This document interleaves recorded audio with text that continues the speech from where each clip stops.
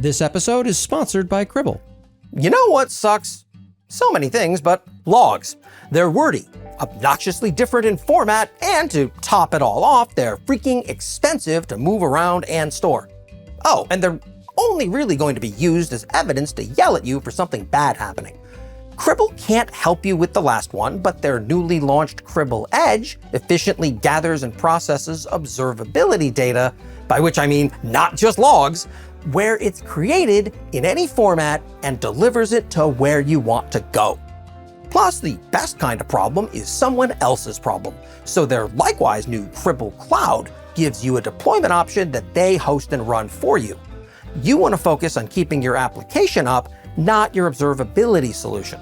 To learn more, smash the link and the like and subscribe buttons in order to make your logging problem someone else's. In this case, Cribble's. Today, I'm here to talk about containers. With the advent of Docker in 2013, they've taken the world by storm. The idea of being able to shove anything, no matter how horrifying it is, into a common container format is absolutely game-changing. No other technology that you can name has made it easier to turn dev and ops into completely separate silos who never need to talk to one another. And any cloud provider that you would want to use has a way to run containers. AWS has the opposite problem, by which I mean they have entirely too many ways to run containers. As I mentioned on Twitter one day, there are 17 ways to run containers on AWS. While at the time I pulled the number 17 out of the air, I later heard it on good faith that this caused something of a meme explosion inside of AWS itself. To that end, I can do no less but to enumerate those 17 container options along with, and this is where I deviate from AWS itself, providing guidance and commentary as to which of those 17 you should choose for a given task. So in no particular order, let's get to the 17 ways to run containers on AWS. We begin with Proton. Proton was announced at reInvent 2020. It ties together a whole bunch of tools that you might use to build containerized applications with an opinionated position on how to build them. Think of this as a way to set up best practices and push them to the rest of your organization. I'd advise keeping an eye on it. It's still very early days for the service, even now. Number 2 is AppRunner, which was announced in 2021 and is what sparked me opining on this whole 17 containers thing. I tested it myself, and it seems to work best for single container workloads or for code repositories in JavaScript or Python that you just want to shove into a container and then run automatically. I'm still in a position of waiting for other people to really define the space before I suggest exploring it too deeply yourself, but keep aware of it. Improvements are being released to it at a relatively decent clip, but it's not quite there yet, at least as I tend to see things. Number 3 is Lightsail Containers. And isn't AppRunner like Lightsail Containers? Asked someone. Yes, it is remarkably similar and a bit more expensive than Lightsail's container option to boot. Lightsail Containers remain my go-to answer for small applications that fit in a single container, just based on ease of use. Number 4 and 5 are basically the same thing, and that is Lightsail proper and EC2. Because you can always just use virtual machine-like instances to run containers yourself, either by hand with Docker or using some orchestration mechanism of your own. This is how some expressions of EKS and ECS, which we'll get to shortly, all work. It's really not advised as I tend to see the world, but if you're trying to integrate with something that's pre-existing, it's very far from your worst option. Which brings us to EKS, number 6.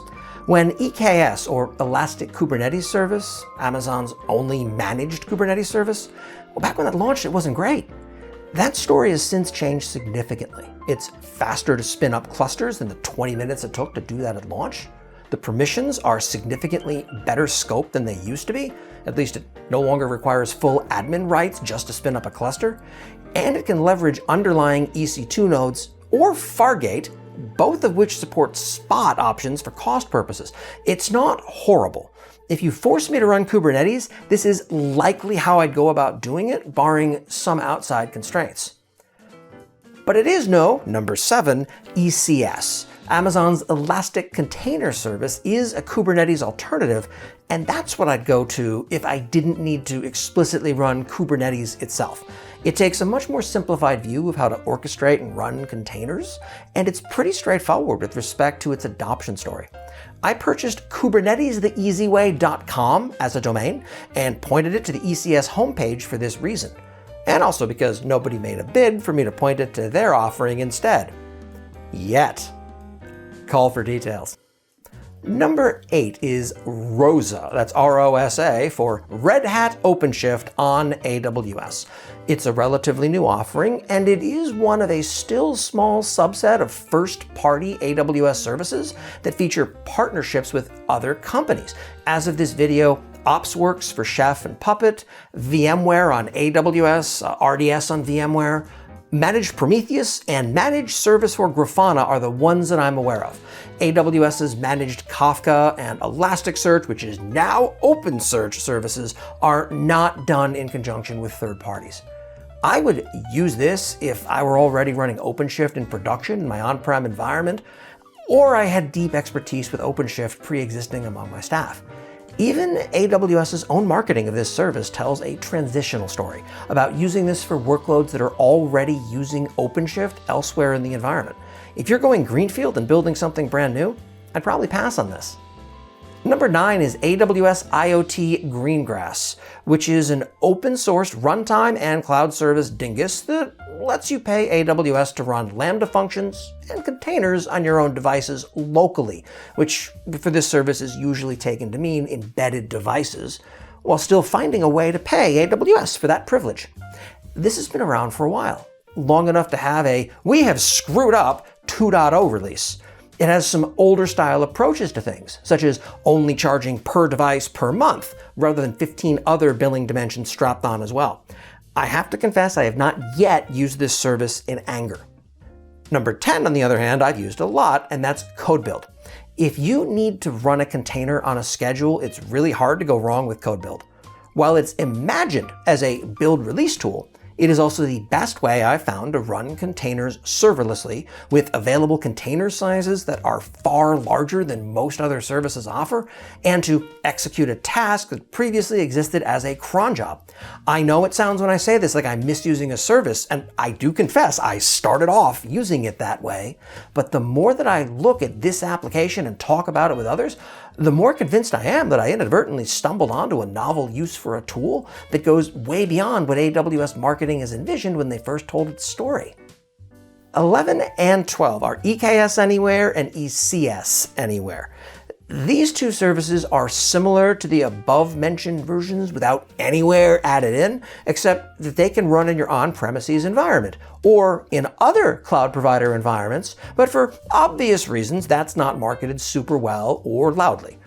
I would consider these a transitional story too, or for solidly hybrid deployments once those services finally came out of preview, which took some time. Number 13 is Fargate. And I'm a fan of this one. It's a serverless compute engine that takes the place of nodes you manage yourself when you use it with either ECS or EKS. AWS handles the scaling, placement, and underlying infrastructure options and issues surrounding that. And given the fact that they both support spot instances and that savings plans now cover their usage as well as EC2 and Lambda, I'm a big fan of this platform. This might be one of the best innovations to come out of AWS's container group. Number 14 is App2 Container, which is a CLI tool that AWS put out that modernizes both Java and .NET applications. Well, what does modernization mean? You guessed it, it shoves them wholesale into containers, generates the ECS or Kubernetes definitions, and then calls it a day. Not working with either one of those two languages in anger, I couldn't tell you whether this service is awesome, terrible, or somewhere in between. Number 15 is Copilot. Copilot is a CLI utility that presumably came out of AWS's container group looking at the official AWS CLI, realizing that getting it to work the way they wanted to in order to get straightforward tasks done would be a tremendous effort, giving up entirely, and then building this thing from scratch instead. It takes your application, shoves it into ECS, and then calls it a day. Given how annoying a lot of those services are to work with directly and natively, I'd give Copilot a strong thumbs up.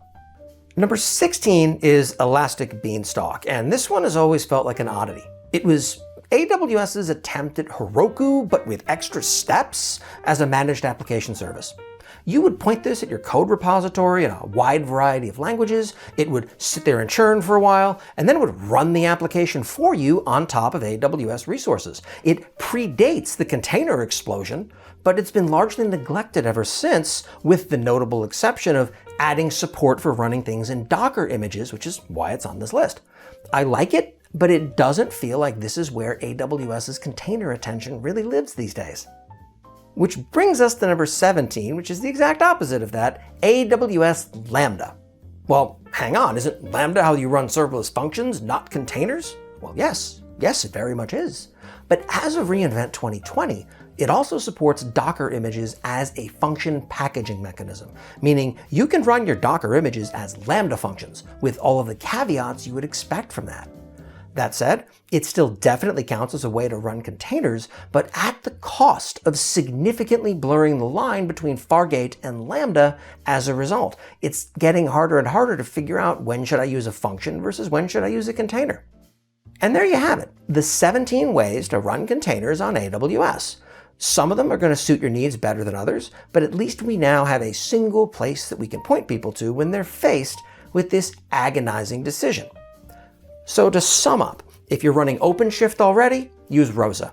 If you're forced to use Kubernetes, EKS. You have a simple container you just want to have AWS manage for you, AppRunner. You have a complex application and don't want to drown in complexity, ECS. And I'm going to continue to revise these judgments as time goes on. If you disagree with any of this, please yell at me in the comments below. And yes, I know I'm missing a few like AWS Batch. Almost like there might be a sequel to this list somewhere in the works.